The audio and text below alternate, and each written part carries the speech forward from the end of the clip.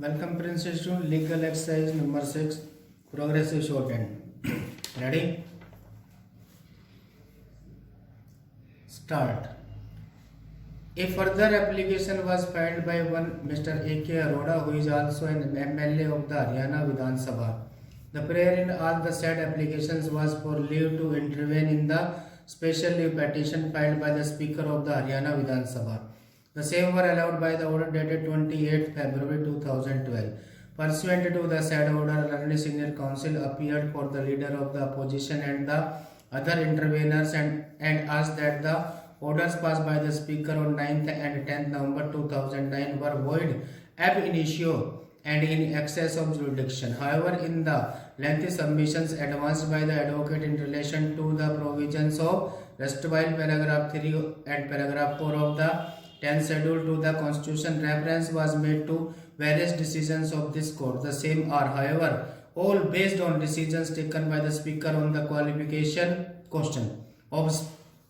split or merger, while in the instant case we are concerned with the inaction of the Speaker in disposing of the disqualification petitions filed by the respondent number 1 and the jurisdiction of the High Court to issue interim orders restraining a member of the House from discharging his functions as an elected representative of his constituent despite the provisions of paragraph 6 of the 10th schedule to the Constitution. Most of the questions raised by the senior advocate contemplate a situation where the Speaker had taken a final decision on a disqualification petition. However, in the instance case, we are really required to consider whether the High Court was competent to pass interim order under its powers of judicial review under Article 226 and 227 of the Constitution when the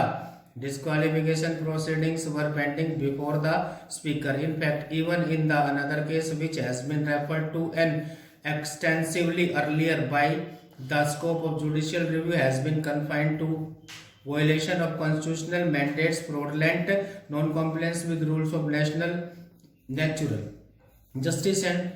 perversity, but it was also very clearly indicated that having regard to the constitutional scheme in the 10th schedule, normally judicial review could not cover any stage prior to the making of the decision by the Speaker or the Chairman of the House, nor any other action was contemplated or permissible. From the submissions made on behalf of the respective parties, certain important issues merge here.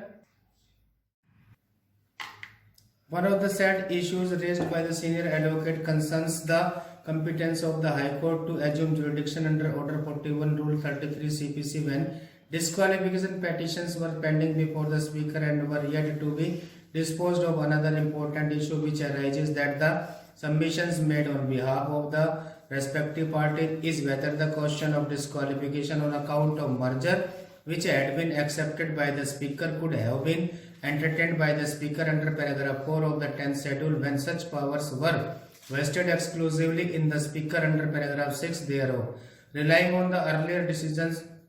of this court, and learned single judge came to the conclusion that while passing an order under paragraph 4 of the 10th schedule to the Constitution, the Speaker does not act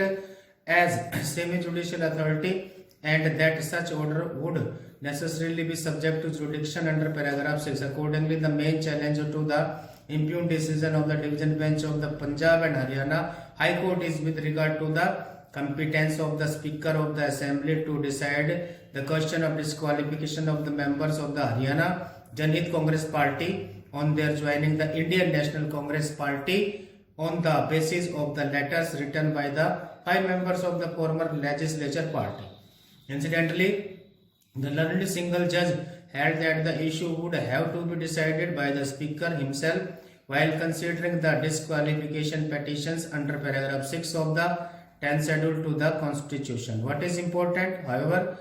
is the question as to whether such a decision could be arrived at under paragraph 4 of the 10th schedule to the Constitution, where under the Speaker has not been given any authority to decide such an issue. Paragraph 4 merely indicates the circumstances in which a member of a House shall not be disqualified under subparagraph 1 of paragraph 2. One of the circumstances indicated is where the original political party merges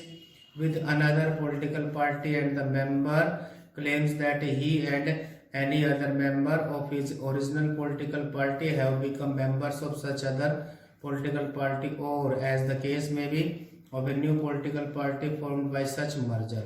as stressed by the learned Solicitor General for the purpose of subparagraph 1. The merger of the original political party of a member of the House shall be deemed to have taken place if and only if not less than two-thirds of the members of the legislature party concerned agreed to such merger. Stop.